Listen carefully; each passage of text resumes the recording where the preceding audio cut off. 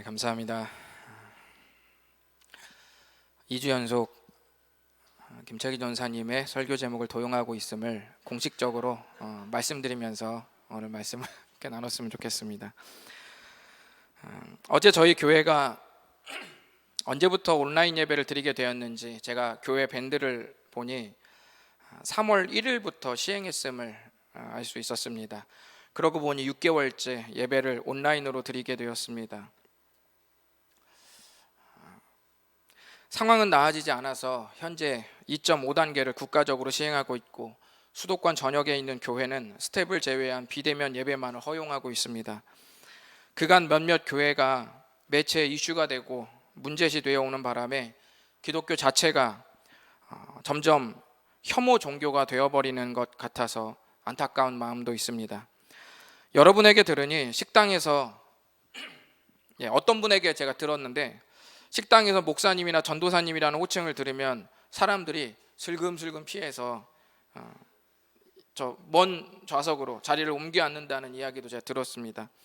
교회 단체마다 이 상황을 다루는 해석이 완전히 달라서 이미 분열되기 시작했고 마치 예수님도 이 분열을 막지 못할 것 같은 기세로 점점 악화되어 가고 있습니다.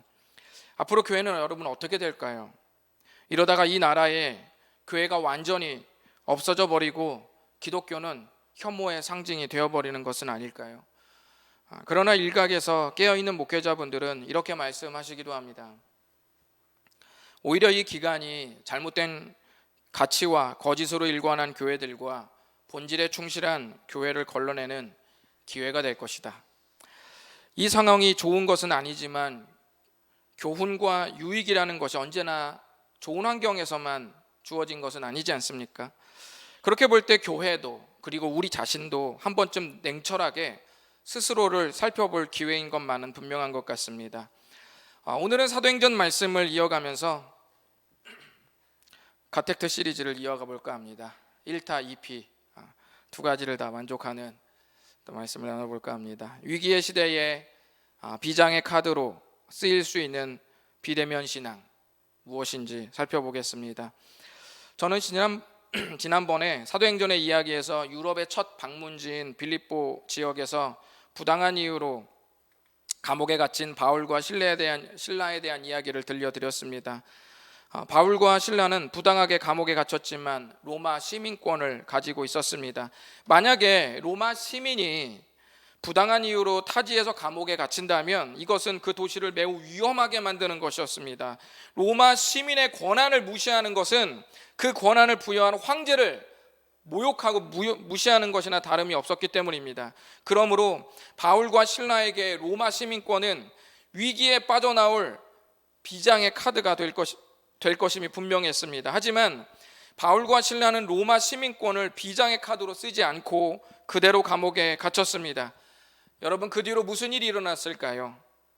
저는 오늘 이 이야기 속에서 함께 여러분과 살펴보면서 코로나 시대에 비장의 카드가 될 수 있는 신앙을 함께 나눠보고자 합니다. 이 시대의 비장의 카드가 될 수 있는 신앙은 역설의 신앙입니다. 역설이라는 뜻은 틀린 것 같은데 틀리지 않은 것, 분명히 저 상황에서는 저렇게 하는 것이 안 맞는 것 같은데, 그렇게 안 해야 될 것 같은데 오히려 그 모습이 신기하게 유익하게 될 때 우리는 이런 것을 역설적이다라고 이렇게 말을 합니다. 성경 말씀 중에도 역설적인 진리를 담은 구절들이 있습니다. 대표적으로 한 가지만 말씀드리면 마가복음 9장 35절입니다.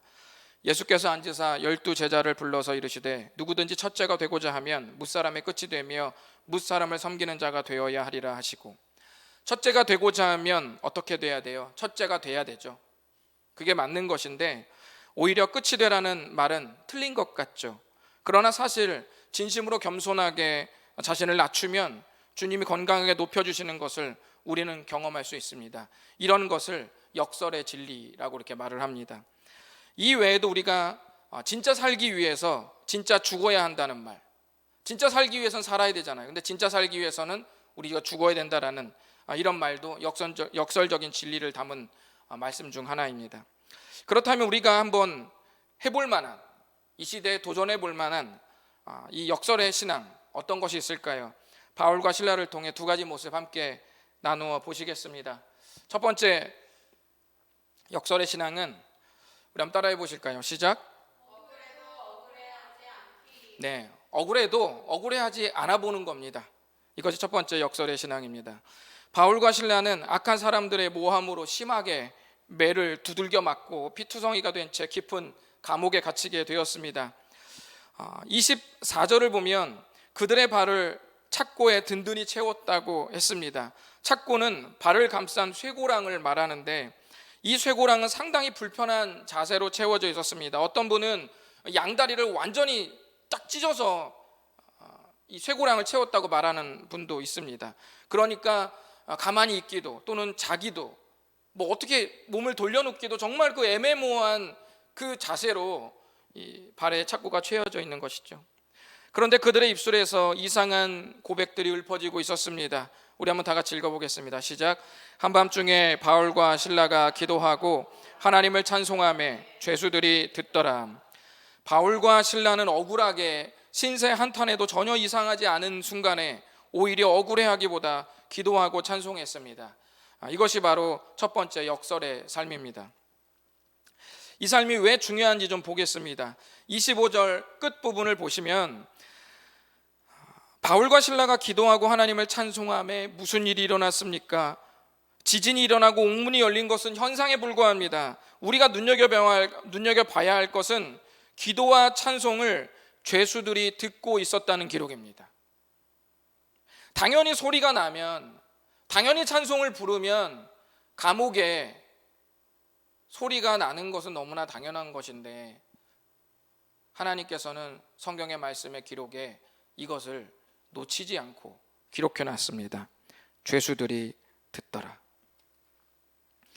죄수들이 들었다는 말은 그냥 흘러나오는 기도와 찬송 소리를 물리적으로 그냥 귓가에서 맴돌았다는 또 그것을 들었다는 그런 의미가 아니라 깊은 관심과 경청을 의미하는 단어입니다.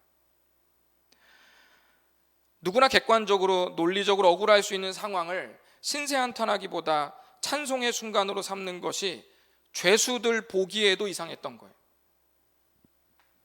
역설의 신앙은 언제나 그 주위의 비그리스도인들에게 알 수 없는 관심을 불러일으킵니다. 왜 원망하지 않지? 왜 뚜껑이 열리지 않지? 왜 실속을 챙기지 않지? 저러다가 다 뺏겨버리고 마는데 왜 저렇게 자꾸 퍼주기만 하지? 이런 의구심이 후에 긍정적인 다이너마이트가 돼서 그 주변을 폭발시켜버리는 것입니다. 그런데 문제는 우리가 억울할 때 억울해하지 않는 것이 어렵다는 거예요. 억울해하지 않아도 억울한 마음이 가득한 우리인데 어떻게 억울하지 않은데 억울한데 억울하지 않을 수가 있을까요? 바울과 실라는 무슨 마음이길래 입에서 찬송이 흘러나왔을까요? 정확히는 알 수 없지만 사도행전 전체 흐름 속에서 우리는 소중한 단서 하나를 발견할 수 있습니다. 보십시오. 지금 바울이 몇 차 선교여행입니까? 2차 선교여행입니다. 그렇다면 1차 선교여행을 갔다 왔다는 말이겠죠. 감사하게도 우리는 바울이 1차 선교여행 전체 여정을 간략히 소개한 그 구절을 사도행전에서 찾아볼 수 있습니다. 그들은 1차 선교여행을 마치고 이렇게 그 여정을 요약했습니다. 우리 한번 읽어보시겠습니다. 시작. 그들이 이르러 교회를 모아 하나님이 함께 행하신 모든 일과 이방인들에게 믿음의 문을 여신 것을 보고하고. 이것은 바울과 바나바 일행 1차 선교여행을 마치고 나서 우리 선교의 밤 같은 거 있잖아요. 해외 선교 여행 다녀오면 그 저녁 예배 때 보통 보고하면서 청년들 특송하고 좀 울면서 간증하고 뭐 이렇게 하잖아요. 마치 그런 것처럼 선교 보고의 밤을 가졌을 때 바울이 아주 굉장히 중요한 핵심적인 것을 요약했는데 그것은 뭐냐면 하나님이 함께 행하신다는 마음을 바울은 1차 선교여행 내내 가지고 있었다는 거예요. 그리고 그것을 보고 있었다는 것입니다. 여러분도 알다시피 바울은 1차 선교여행에서 연속된 죽음의 위기를 맞이했었습니다.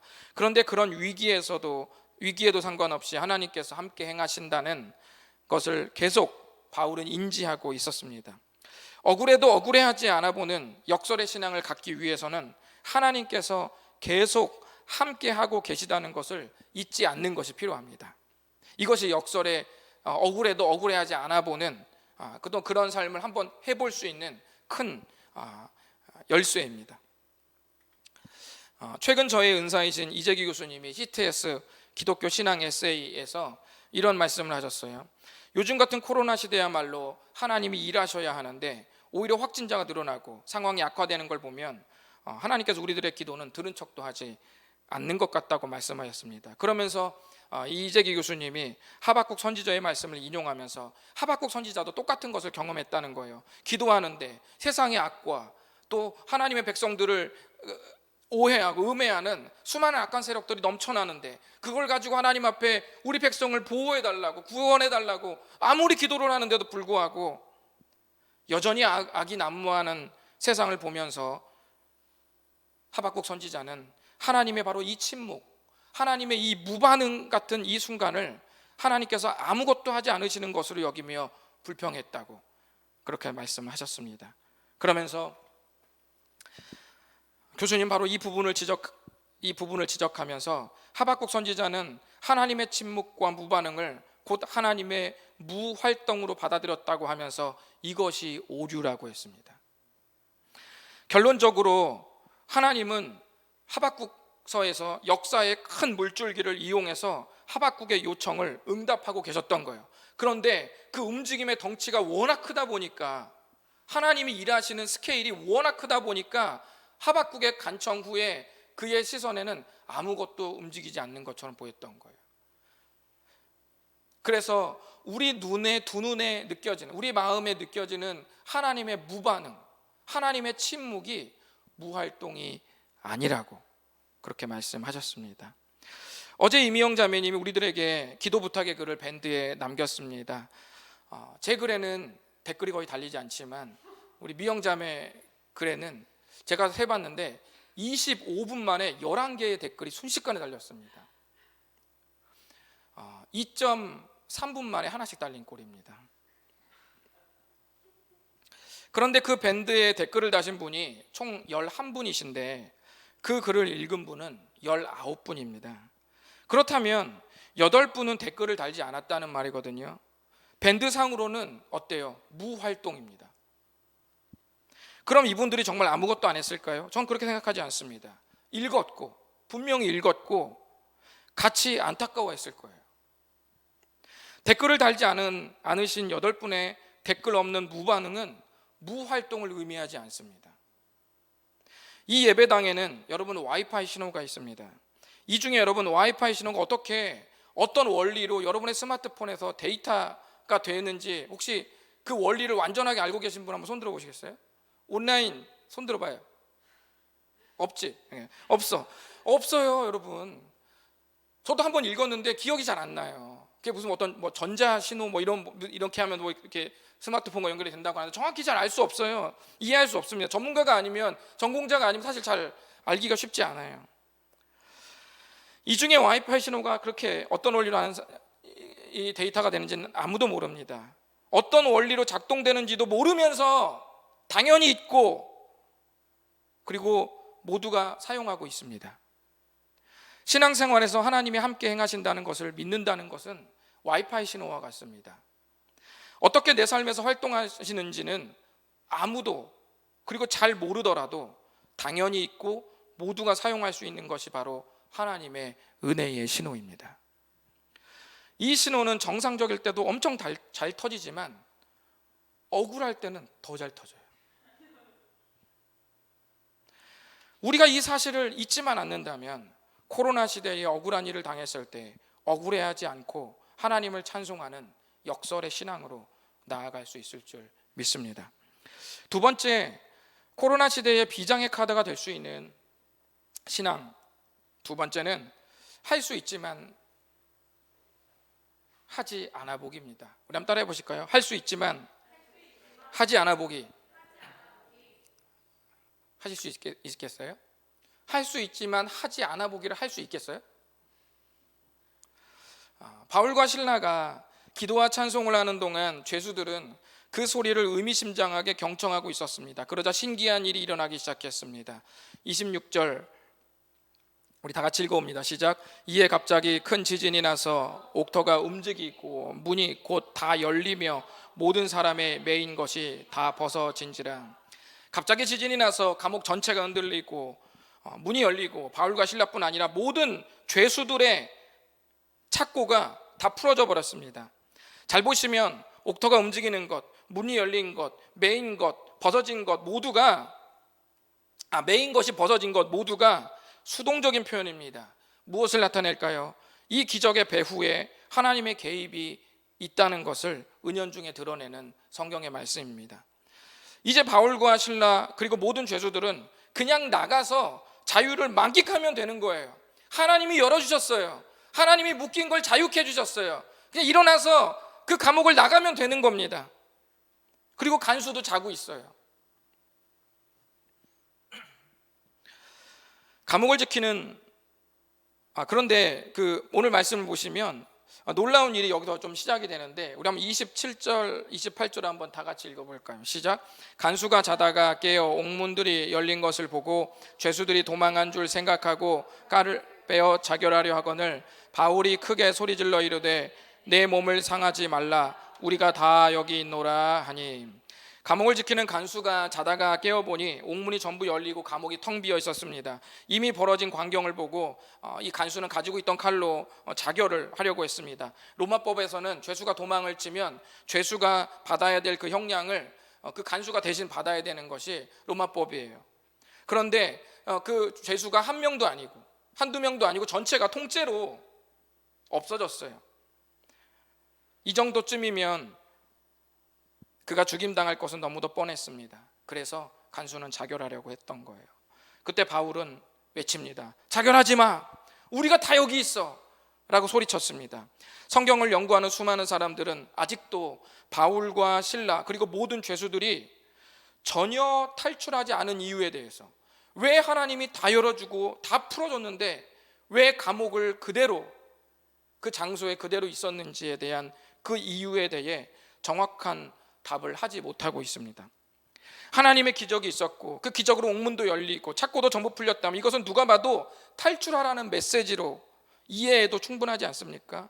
그런데 분명한 것은 바울과 실라는 탈출하지 않았다는 거예요. 할 수 있는데 하지 않았습니다. 이것이 오늘 여러분과 나누고 싶은 두 번째 역설의 신앙입니다. 우리가 무엇이든 할 수 있는 자유를 얻었을 때 섣불리 행동하지 않을 수 있는 유일한 방법은 하나님께서 중요하게 생각하시는 가치를 잊지 않는 것입니다. 성경을 통틀어서 하나님이 말씀하시는 중요한 가치가 많이 있겠지만 아주 공유하고 아주 넓게 퍼진 아주 핵심적인 두 가지 하나님이 원하시는 가치가 있습니다. 하나님은 생명을 살리기 원하신다는 거예요. 그게 아주 중요한 가치고, 두 번째는 거룩한 삶을 원하신다는 거예요. 이것이 하나님께서 원하시는 굉장히 큰 두 개의 가치입니다. 이게 아주 중요해요. 주어진 모든 것을 내가 다 누릴 수 있을 때 우리는 그 자유에 취해버릴 수 있는데, 이 부작용을 방지하는 거의 유일한 방법은 하나님께서 가장 원하시는 것을 우리가 잊지 않는 거예요. 이 두 가지를 잊지 않는 겁니다. 어떤 행동을 내가 중요한 순간에 행동을 하게 될 때 이 두 가지를 염두에 보는 거예요. 물론 탈출하는 것을 하나님이 원하실 수도 있지만 그들이 가지 않은 것을 보면 기도하고 찬송하면서 무엇을 깨달았을 수도 있고, 또는 감옥에 있는 동안 간수를 유심히 봤을 수 있어요. 간수의 영혼이 정말 주님이 필요하다는 것을 바울이 뭔가 느꼈을 수도 있습니다. 이것은 저희 추측이에요. 근데 어떤 것인지 몰라요. 그렇지만 분명한 것은 뭐냐면, 나가는 것이 하나님의 뜻이라고 생각할 수도 있지만 바울과 실라는 나가지 않았다는 거예요. 뭔가 거기를 계속 있어야 될 어떤 의미를 거기서 발견했다는 거예요. 이유는 모르지만 탈출할 수 있으나 탈출하지 않는 것이 이 기적의 의미라는 것을 그들은 뭔가 알았던 것 같습니다. 또 놓치지 말아야 할 사실은 바울과 실라뿐 아니라 남은 죄수들도 전부 도망가지 않았다는 거예요. 이것은 분명 바울과 실라가 기도하고 찬송할 때 죄수들이 듣고 있었다고 그랬죠. 그것과 뭔가 연관이 있을 거예요. 자세히는 모르지만 죄수들은 바울과 실라에게 압도당해 있었습니다. 바울의 결정에 자신들을 맡겼던 것 같아요. 탈출할 수 있는 모든 조건이 주어졌음에도 불구하고 탈출하지 않았던 바울과 실라의 이 역설의 삶에서 무슨 일이 일어났을까요? 30절부터 32절까지를 읽어보겠습니다. 시작. 그들을 데리고 나가 이르되 선생들이여 내가 어떻게 하여야 구원을 받으리이까 하거늘 이르되 주 예수를 믿으라 그리하면 너와 내 집이 구원을 받으리라 하고 주의 말씀을 그 사람과 그 집에 있는 모든 사람에게 전하더라. 간수가 갑자기 묻습니다. 내가 어떻게 하여야 구원을 받을 수 있습니까? 여러분, 뭔가 이야기의 흐름이 점프한 것 같지 않으세요? 죄수들이 도망친 줄 알아서 자결하려다가 바울이 소리를 지르면서 말렸는데 갑자기 앞뒤 문맥 없이 갑자기 간수가 바울을 향해서 간절히 내가 어떻게 하면 구원을 받을 수 있는지, 이 질문이 왜 튀어나오냐는 거예요. 하지만 감옥에서 일어난 이 역설적인 상황을 보면 그럴 수도 있다는 생각을 우리는 하게 됩니다. 억울하게 매맞고 갇힌 두 그리스도인들의 찬송 소리, 이유 없는 지진. 그런데 더 놀라운 것은 그 지진이 났는데 다른 피해는 하나도 없고 옥문이 열리고 창고만 풀린 이 현실들, 그리고 문이 활짝 열려 있음에도 아무도 도망치지 않고 자신 앞에 서 있는 죄수들, 이 모든 모습은 바울과 실라를 특별하게 여길 수밖에 없도록 만들었습니다. 여러분도 이런 적 있잖아요. 오래 쌓아놓은 감정이 어떤 도화선을 통해, 어떤 한 사람을 통해, 어떤 한 사람의 한 단어나 말을 통해서 논리적으로 설명하기 힘들 만큼 어떤 이 감정이 확 쏟아진 적이 있지 않습니까? 너 왜 그랬어? 그러면 나도 잘 몰라요. 그런데 뭔가 도화선이 됐어요. 확 쏟아져 버렸어요. 아마도 간수에게 그런 인생에 대한 갈급함이 뭔가 있었는데 바울과 실라의 그 모습 속에서, 그리고 남아있는 모든 죄수들의 그 모습 속에서 뭔가 그간의 인생의 고민들이 한꺼번에 쏟아졌던 것 같습니다. 역설의 태도가 아니었다면 듣지 못했을 질문입니다. 이 질문이 구원의 시작이 되어 오늘 이야기의 전체를 보시면 온 가족이 예수님을 믿는 대역사가 일어납니다. 사람들은 할 수 있을 때 하는 것을 좋아하고, 할 수 있을 때 하는 것을 좋아하고, 하지 말아야 될 때 도발하는 것은 더 좋아합니다. 신기합니다. 분출하기를 좋아하지 절제하기를 좋아하는 사람은 드뭅니다. 코로나19와 함께 살아가는 시대에 그리스도인들에게 필요한 것이 있다면 생명을 위해 권리를 포기해 보는 것이 아닐까 생각합니다. 저희 교회 문 앞에 교회가 진심으로 미안합니다라고 쓰여 있는 이 문구를 저희가 붙여 놓았습니다. 여러분, 저희 교회가 뭐가 미안합니까? 이 지역에 저희가 무슨 해를 끼쳤습니까? 그런데 우리가 왜 미안할까요? 요즘 시대에 무리를 빚은 몇몇 교회로 인하여 모든 교회가 맹신 집단이 되어버린 것이 안타깝고 논리적으로 맞지도 않잖아요. 여러분, 의정부에서 범죄가 유독 많으면 의정부 사람 전체가 질이 안 좋은 사람입니까? 이런 것을 성급한 일반화에 오류라고 대학 수학 능력 시험 언어 영역 때 여러분 다 배우지 않았습니까? 그렇지만 논리적으로 따지는 것이 좋지 않아요. 논리적으로 규명하는 게 어떨 때는 조금 보류해야 될 때가 있는 겁니다. 그렇게 되면 너무 논리적으로 확 따지는 것을 계속 고수하다 보면 신뢰를 회복하는 것과는 오히려 거리가 더 멀어질 수도 있습니다. 때로는 할 말 많지만 하지 않고 미안하다고, 그리고 몇몇 교회들의 무리를 빚은 것에 대해 연대하여서 진심으로 유감을 표하는 자세가 우리에게 필요할 수도 있습니다. 예수님이 우리를 위해 십자가를 지신 것을 빌립보서 2장은 이렇게 기록했습니다. 우리 한번 읽어보시겠습니다. 시작. 그는 근본 하나님의 본체시나 하나님과 동등됨을 취할 것으로 여기지 아니하시고 오히려 자기를 비어 종의 형체를 가지사 사람들과 같이 되셨고 사람의 모양으로 나타나사 자기를 낮추시고 죽기까지 복종하셨으니 곧 십자가에 죽으심이라. 그는 하나님의 본체시다. 이것이 본질입니다. 그런데 예수님은 그와 동등됨을 취하지 않으시고 또 자기를 비우고 또 자기를 낮추시고 역설입니다. 때로는 주어진 권리를 생명을 살리기 위한 더 큰 대의를 위해 포기해보는 삶, 화목의 제물이 되기 위해 미안하지 않아도 미안해보는 삶, 1등에 도취하기보다 자랑스러운 2등이 되어보는 삶, 버스 전철에 자리가 나서 앉을 수 있지만 다른 이를 위해 양보해보는 삶, 그 양보가 버스 전철의 자리를 넘어서서 더 고차원적 양보로 바뀌어보는 삶, 이 모든 삶이 할 수 있는데 하지 않아 보는 두 번째 역설의 신앙입니다. 그럴 때 여러분 주위에 구원받는 수많은 간수가 생길 수 있다는 것을 여러분 꼭 잊지 마십시오. 저희 둘째 아들이 어린이집을 다닐 때쯤 저희 집 빌라 출입문에 새끼손가락이 끼어서 절단되는 사고가 있었습니다. 당시 접합수술을 하기 위해 사모님과 저는 미아역과 미아 사거리역 중간쯤에 위치한 베스트 병원에 갔습니다. 지금은 없어졌어요. 저는 아들의 울부짖음을 지금도 기억하고 있습니다.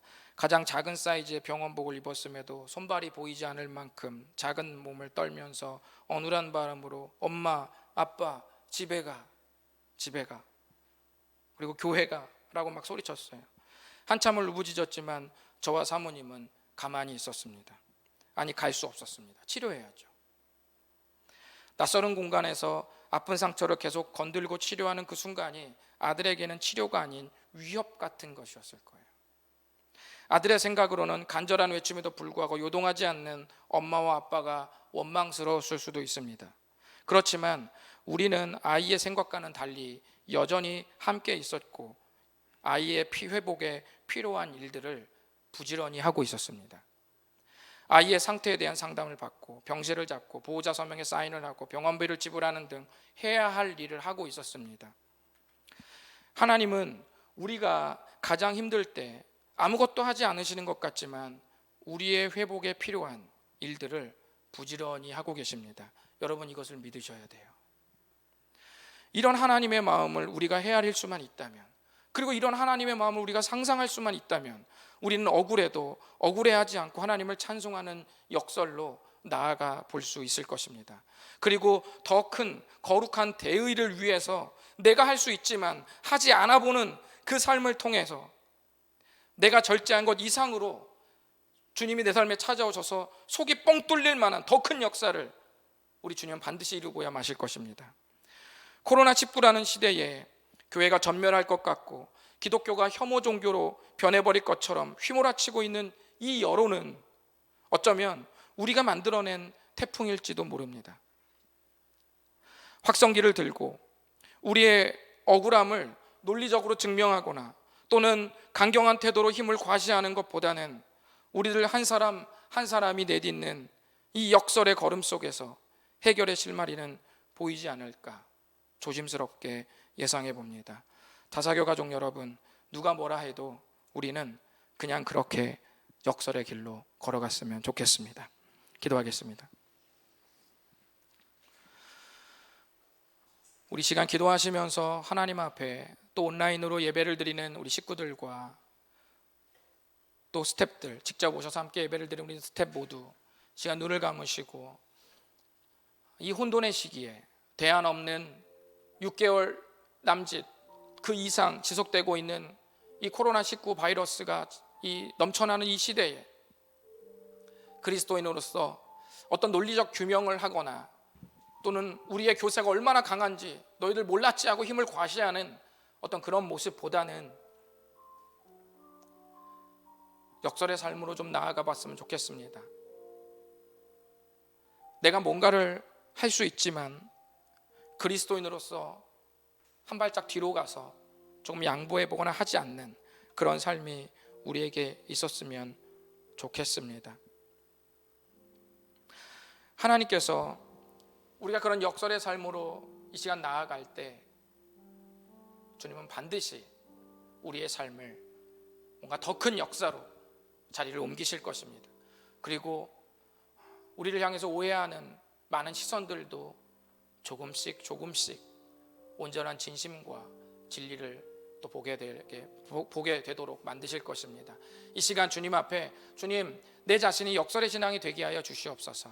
하나님 앞에 역설적인 삶으로, 예수님이 역설적으로 우리를 위해서 십자가를 지시고 죽어주셨듯이 내가 이 땅 가운데서 역설적인 삶으로 주위의 인근에, 그리고 다사교 서로의 가족들에게 정말 위로와 격려의 그런 사람이 될 수 있도록 주님 도와주시옵소서. 시간 다 같이 주님 앞에 기도하고 헌신하겠습니다. 하나님 아버지, 감사합니다. 주님, 오늘도 이 시간 우리들을 이끄시고 오늘도 이 시간 우리들을 귀한 말씀으로 도전해 주시니 감사합니다. 주님, 누구든지 당연한 것을 하고 싶은 욕구가 있습니다. 누구든지 내 입장을 고수하고 내 것이 더 맞다고 아주 강력하게 어필하고 싶은 그 마음은 누구에게나 있습니다. 주님, 그것이 꼭 나쁜 것이 아닐지라도 우리가 이 시대에 또는 하나님의 마음을 품고 정말 하나님께서 거룩한 삶을 원하시고 또 사람을 살리기를 원하시는 주님의 중요한 이 대의를 위해서 우리가 한 번쯤은 절제해보는 삶, 할 수 있는데 한번 하지 않아 보는 것, 억울해도 억울해하지 않아 보는 것, 이러한 삶으로 우리가 영향력을 끼칠 수 있게 도와주시옵소서. 꼭 영향을 끼치기 위해서가 아니라 이것이 우리가 하나님 앞에 마땅히 또 살아가고 목표로 삼아야 할 그런 귀한 삶이 될 줄 믿습니다. 주님, 도와주십시오. 우리 다섯개 가족들과 온오프라인으로 드리는 모든 하나님의 사람들의 삶이 주님 앞에서 이런 삶이 될 수 있도록 도와주시옵소서. 역사해 주시옵소서. 주님만을 신뢰합니다. 주님만이 이 모든 상황을 역전시키며 반전시킬 수 있습니다. 주님을 의뢰합니다. 붙잡아 주시옵소서.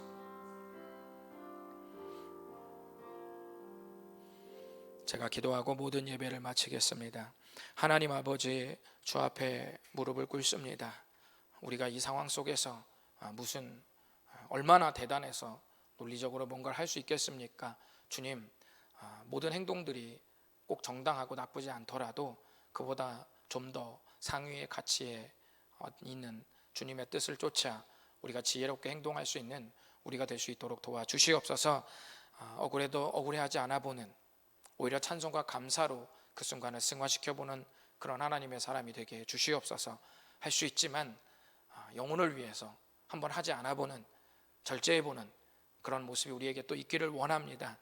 우리가 논리적으로는, 인간적으로는 도저히 그렇게 할 수 없지만, 그러나 하나님의 침묵 같은 이 상황 속에서도 하나님께서 왕성하게 우리의 회복을 위해 하실 일들을 하고 계시다는 이 믿음이 우리 안에 들어올 때 우리가 귀한 역설의 신앙을 살아갈 수 있을 줄 믿습니다.